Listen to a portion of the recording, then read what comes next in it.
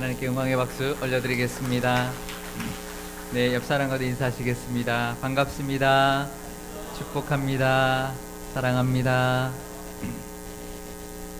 네, 우리 공동체 안에서 일을 서로 나누어서 할 때 어떻게 하면 아무 탈 없이 기쁨으로 잘 감당하고 또 그 역할에 은혜까지 누릴 수 있느냐 하는 것은 참 중요한 문제입니다. 특히 명절은 기쁘고 즐거운 시간이기도 하지만 또 때로는 섭섭한 상황이 생길 수도 있고 또 속상한 문제들도 발생하기 쉬운데요. 오늘 이 말씀으로 우리가 함께 일을 나누어 할 때 어떻게 해야 되는지, 또 명절을 지혜롭고 은혜롭게 보내는 법도 깨닫는 시간이 되실 수 있기를 바랍니다.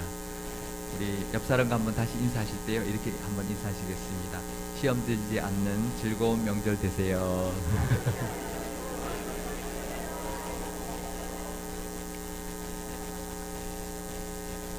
네, 다윗은 말년에 인구 조사를 했다가 하나님께 혼쭐이 났습니다. 요압이 말렸는데요. 그럼에도 불구하고 강행을 하는 바람에 7만 명이라는 어마어마한 숫자의 백성들이 전염병으로 죽게 되었습니다. 그제서야 다윗은 자신의 잘못을 깨닫고 회개하였고요. 오르난의 타작마당에서 속죄의 제사를 드림으로써 겨우 재앙이 멈추고 일단락이 나게 되었습니다. 그런데 오늘 본문을 보면 다윗이 또다시 인구조사를 하고 있는 것을 볼 수가 있습니다. 역대상 23장 3절 말씀을 제가 읽어드리겠습니다. 레위 사람은 30세 이상으로 계수하니 모든 남자의 수가 3만 8천 명인데, 근데 왜 그랬을까요? 다윗이 인구조사에서 혼이 났는데 왜 다시 이렇게 인구조사를 하고 있을까요? 아직도 정신을 못 차렸을까요? 아니면 요압이 인구조사할 때 몰래 레위 지파와 베냐민 지파는 빼고 했거든요. 그것을 알았기 때문이었을까요? 그것이 아니었습니다. 다윗이 했던 이 두 번째 인구조사는 그 첫 번째와는 전혀 다른 것이었습니다.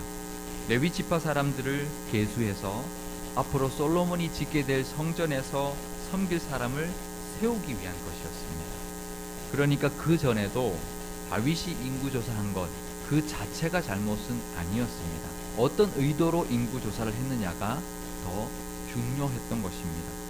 우리도 그럴 때가 있습니다.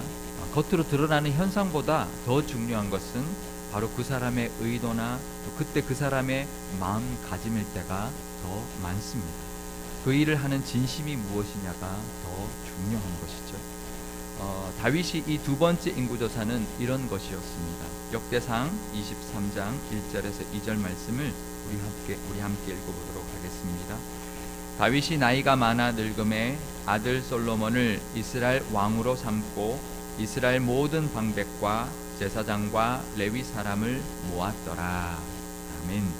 이제 다윗이 나이가 많아서 이제 늙었기 때문에 그 왕위를 솔로몬에게 물려주었습니다. 그리고는 모든 신하와 제사장들과 레위 사람들을 모으고는 레위 지파 사람들의 수를 세게 했습니다. 그 이유는 바로 이 레위 지파 사람들이 성전을 섬길 때 아무 탈이 없도록 하기 위해서 역할을 잘 분담해주고 또 조직을 잘 갖추기 위한 것이었습니다. 여기서 다윗이 봉사자를 세우는, 사람을 세울 때 그 원칙을 발견할 수 있는데요. 다윗은 이때 하나님이 주신 지혜로 원칙을 가지고 레위 지파 사람들을 아주 잘 세웠습니다. 역대상 23장 3절에서 5절 말씀을 제가 읽어드리겠습니다. 레위 사람은 30세 이상으로 계수하니 모든 남자의 수가 3만 8천 명인데 그 중에 2만 4천 명은 여호와의 성전의 일을 보살피는 자요, 6천 명은 관원과 재판관이요, 4천 명은 문지기요, 4천 명은 그가 여호와께 찬송을 드리기 위하여 만든 악기로 찬송하는 자들이라. 아멘. 레위 지파에 속한 30세 이상의 모든 남자의 수가 3만 8천 명이었는데요. 그 중에 2만 4천 명에게 성전의 일을 맡게 했고요. 6천 명은 관원과 재판관의 일을 맡겼습니다. 나머지 8천 명 중에서 4천 명은 성전 문지기, 또 4천 명은 찬양대를 구성하게 했습니다. 굉장히 많은 인원이죠. 성전을 지키는 그 문지기를 4천 명이나 뒀고요. 찬양대를 4천 명이나 뒀다는 것입니다. 하나님께서 레위 지파에게 하나님을 섬기는 일을 맡겨 주셨는데 다윗도 그 하나님의 그 뜻에 따라서 관원과 재판장을 맡긴 그 일부를 빼고는 제외하고는 모든 레위인들에게 성전의 직분을 부여해 주었습니다. 성전의 일을 맡은 2만 4천 명의 레위 지파 사람들 중에서 아론의 자손들은 모세의 율법대로 제사장의 역할을 하게 했습니다. 역대상 23장 13절 말씀을 우리 함께 읽어보겠습니다. 아므람의 아들들은 아론과 모세이니 아론은 그 자손들과 함께 구별되어 몸을 성결하게 하여 영원토록 심히 거룩한 자가 되어 여호와 앞에 분향하고 섬기며 영원토록 그 이름으로 축복하게 되었느니라. 아멘. 그래서 아론의 우리 자손들은 제사장의 역할을 하게 되었고요. 나머지 레위 지파 사람들은 성전에서 다른 일을 하게 했습니다. 역대상 23장 28절에서 32절 말씀은 제가 읽어드리겠습니다. 그 직분은 아론의 자손을 도와 여호와의 성전과 뜰과 골방에서 섬기고 또 모든 성물을 정결하게 하는 일, 곧 하나님의 성전에서 섬기는 일과 또 진설병과 고운 가루의 소재물, 곧 무교전병이나 과자를 굽는 것이나 반죽하는 것이나 또 모든 저울과 자를 맡고 아침과 저녁마다 서서 하나님 여호와께 감사하고 찬송하며 또 안식일과 초하루와 절기의 모든 번제를 여호와께 드리되 그가 명령하신 규례에 정한 수요대로 항상 여호와 앞에 드리며 또 회막의 직무와 성소의 직무와 그들의 형제 아론 자손의 직무를 지켜 여호와의 성전에서 수종드는 것이더라. 아멘. 좀 길지만 레위 지파 사람들이 하는 일이 많았습니다. 제사장은 분향하고 하나님께 이제 매일 섬기는 일만 했지만 그 외에 나머지 성전에 일어나는 모든 일들, 이제 성물들을 정결하게 하는 것, 또 진설병을 굽고 또 무교전병이나 과자를 굽고 반죽하는 일, 또 제사를 드리는 번제를 드리는 일, 또 회막의 직무라든지 또 성소의 여러 가지 사무적인 일이라든지 또 아론 자손이 할 때 그 옆에서 수종을 드는 일까지도 다양한 그 성전에서 일어난 일들을 레위 지파 사람들이 했던 것입니다. 이들은 서로의 역할이 달랐을 뿐이지 똑같이 하나님의 성전을 섬기는 사람들이었습니다. 직업에도 귀천이 없는 것처럼 우리가 어떤 역할을 할 때도 맡아서 할 때도 어느 것이 더 귀하고 어느 것이 덜 귀하다라고 생각해서는 안 됩니다. 특히 그것이 하나님의 일이라면 더 그렇습니다. 다윗은 레위 지파 사람들에게 성전의 역할을 분담할 때 아주 공평하게 기회를 주었습니다. 제사장과 레위 지파 사람들에게 역할을 부여할 때 아주 공평한 기회를 주었는데요. 아론 자손들에게 제사장의 직분을 분배할 때 예를 한번 들어보겠습니다. 역대상 24장 1절에서 5절 말씀을 또 제가 읽어드리겠습니다. 아론 자손의 계열들이 이러하니라. 아론의 아들들은 나답과 아비후와 엘르아살과 이다말이라. 나답과 아비후가 그들의 아버지보다 먼저 죽고 그들에게 아들이 없으므로 엘르아살과 이다말이 제사장의 직분을 행하였더라. 다윗이 엘르아살의 자손 사독과 이다말의 자손 아히멜렉과 더불어 그들을 나누어 각각 그 섬기는 직무를 맡겼는데 엘르아살의 자손 중에 우두머리가 이다말의 자손보다 많으므로 나눈 것이 이러하니 엘르아살 자손의 우두머리가 16명이요 이다말 자손은 그 조상들의 가문을 따라 8명이라. 이에 제비 뽑아 피차에 차등이 없이 나누었으니 이는 성전의 일을 다스리는 자와 하나님의 일을 다스리는 자가 엘르아살의 자손 중에도 있고 이다말의 자손 중에도 있음이라. 아멘. 네, 좀 길지만 이런 내용입니다. 아론에게는 4명의 아들이 있었습니다. 아론의 자손들이 제사장의 역할을 하게 했는데요. 4명의 아들이 있었습니다. 나답과 아비후와 엘르아살과 이다말 이렇게 4명이 있었는데 레위기 10장에 보면 나답과 아비후는 하나님이 정하지 않는 불로 본향을 하다가 죽었습니다. 그리고 그들에게는 아들이 없었기 때문에 자식이 없었기 때문에 그 아론의 그 제사장 직분은 엘르아살과 이다말 우리 그 자손으로부터 그 두 아들로부터 이어져 내려오게 되었습니다. 그래서 다윗이 대제사장을 뽑을 때에는 아론의 아들 중에서 남은 두 아들 엘르아살 가문에서 사독을 뽑았고요. 이다말의 가문에서는 아히멜렉을 뽑아서 두 명의 대제사장을 세웠던 것입니다. 이것은 아론의 남은 두 아들의 가문에게 공평하게 대제사장의 직분을 맡기기 위한 것이었습니다. 또 두 가문의 사람들의 수를 계수해 보니 그 가문에서도 제사장들을 뽑아야 되는데 대제사장은 한 사람씩 뽑았지만 제사장들을 뽑아야 되는데요. 두 가문의 사람들의 수를 계수해 보니까 엘르아살 자손의 수가 이다말 자손의 수보다 더 많았습니다. 그래서 제사장들을 뽑을 때는 그 인구의 비율대로 엘르아살 가문에서 16명, 또 이다말 가문에서는 8명 이렇게 뽑아서 총 24명의 제사장의 직분을 24명에게 제사장의 직분을 맡겼습니다. 아주 공평하고도 공정하게 역할을 나누어서 맡게 하기 위한 다윗의 노력을 엿볼 수 있는 대목입니다. 그리고 찬양대의 경우도 마찬가지였는데요. 역대상 25장 1절 말씀을 우리 함께 읽어보겠습니다. 다윗이 군대 지휘관들과 더불어 아삽과 헤만과 여두둔의 자손 중에서 구별하여 섬기게 하되 수금과 비파와 재금을 잡아 신령한 노래를 하게 하였으니 그 직무대로 일하는 자의 수요는 이러하니라. 아멘. 찬양대 지휘자로 아삽과 헤만과 여두둔 세 사람을 세웠습니다. 왜 지휘자는 3명을 세웠을까요? 그것은 레위의 아들이 3명이었기 때문입니다. 역대상 23장 6절 말씀을 제가 읽어드리겠습니다. 다윗이 레위의 아들들을 게르손과 그핫과 무라리에 따라 각 반으로 나누었더라. 야곱의 아들 레위에게는 3명의 아들이 있었습니다. 게르손과 그핫과 무라리 이렇게 3명이 있었는데요. 그러니까 다윗이 중요하게 생각했던 찬양대 지휘자를 세울 때도 공평하게 게르손 가문에서 아삽을 세웠고 그핫 가문에서 헤만을 세웠고 또 무라리 가문에서는 여두둔을 세웠던 것입니다. 다윗은 레위 지파의 가문 중에서 어느 집안도 소외되지 않도록 골고루 아주 공평하게 기회를 주었던 것입니다.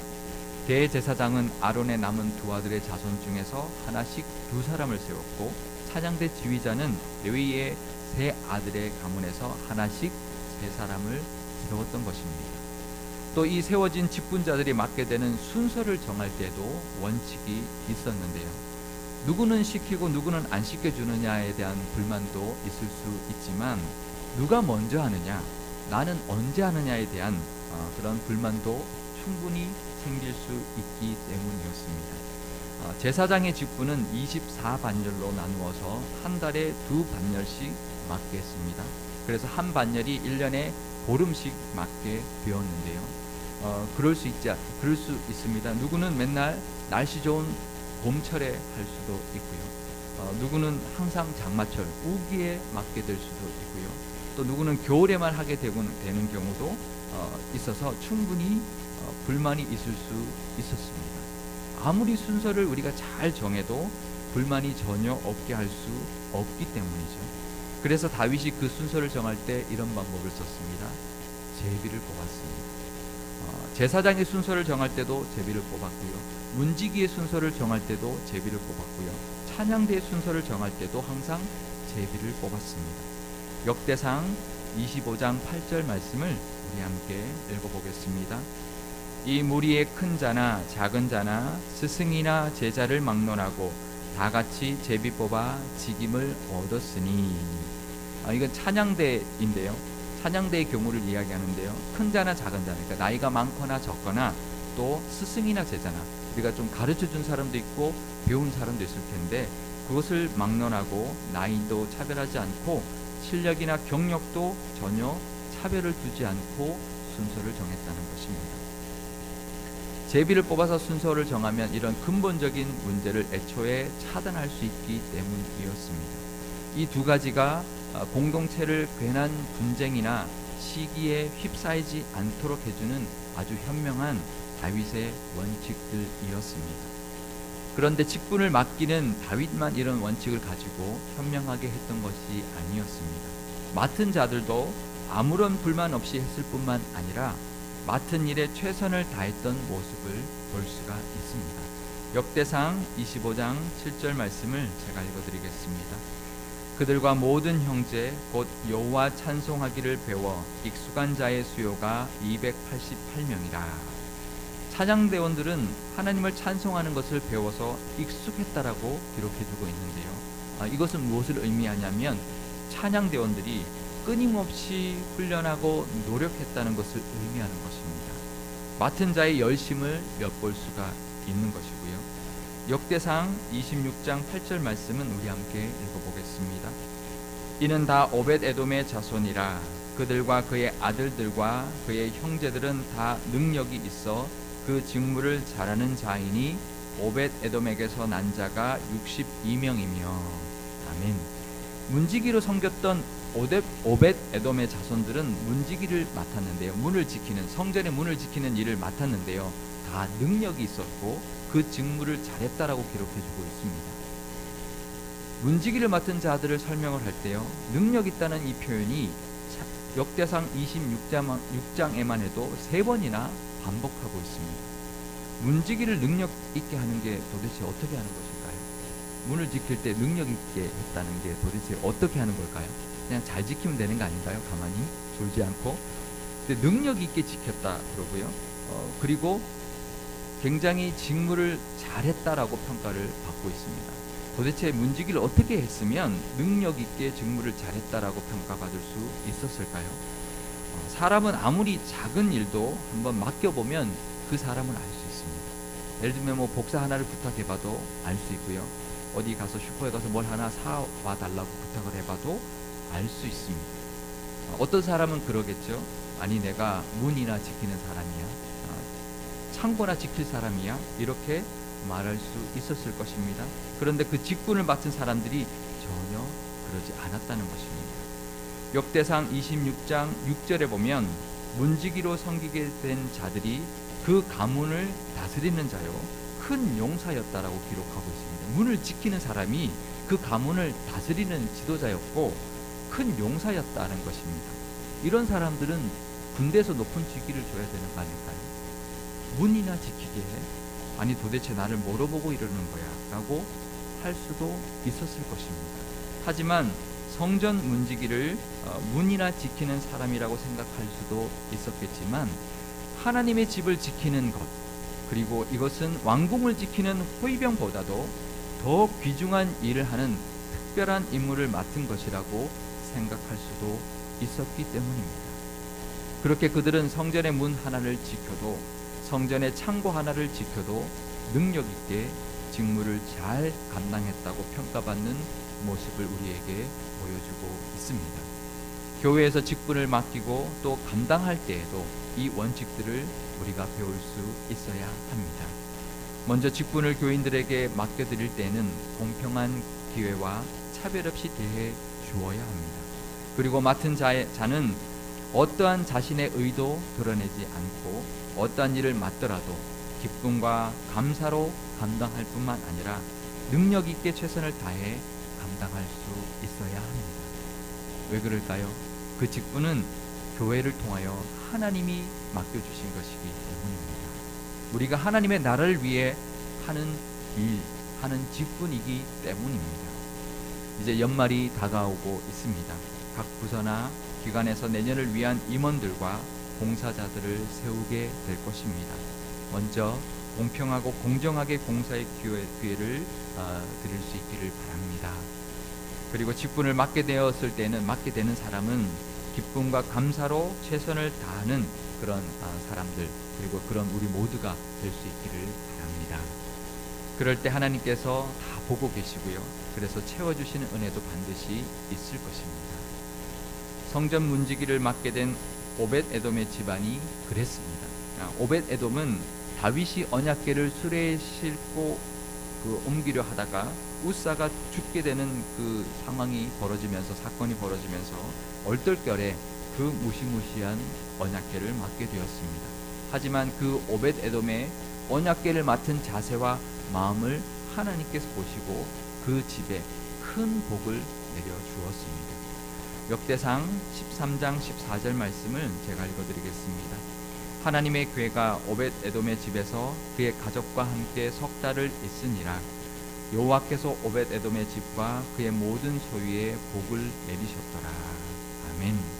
오벳 에돔의 집에 석 달이 있는 동안, 언약궤가 석 달이 있는 동안 하나님께서 그 가정에 복을 주셨다라고 말합니다. 도대체 석 달 동안 얼마나 복을 주셨길래 사람들이 그것을 알 정도의 복을 주셨을까요? 오벳 에돔에게 62명의 자녀를 낳는 다산의 복을 주셨고요. 그러니 그 가정의 가축이나 다른 소산의 복은 얼마나 많았겠습니까? 그리고 그 증명된 그 오벳 에돔의 그 진실한 모습 때문에 오벳 에돔의 집은 성전을 세워서 지키는 그 가문으로, 성전을 세우고 난 다음에 성전을 지키는 그 가문으로 발탁되었던 것입니다. 내가 처음에는 그리 원치 않던 직분이라고 할지라도 나에게 맡겨주었을 때 기쁘고 최선을 다해서 감당할 때는 하나님께서 분명히 보고 계시고 보상해 주시고 더 큰 역할도 맡겨주실 줄 믿습니다.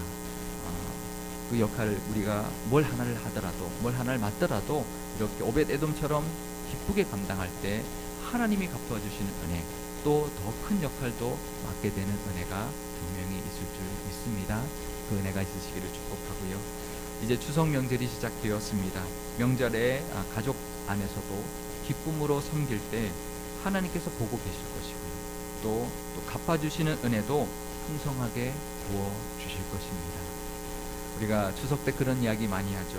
우리 더도 말고 덜도 말고 한가위만 같아라 라는 그 말을 하는데요. 우리가 기쁨으로 우리 가족을 대하고 섬길 때 그 기쁨과 감사와 그 복으로 인해서 더도 말고 덜도 말고 한가위만 같아라고 하는 우리의 믿음의 고백이 우리 이 명절을 마무리하게 해줄 것입니다. 그 복이 있으시기를 바랍니다. 그 복을 다 받아 누리는 우리 상일교회와 상일교회의 모든 성도님들이 다 되실 수 있기를 주님의 이름으로 축원드립니다. 기도하시겠습니다.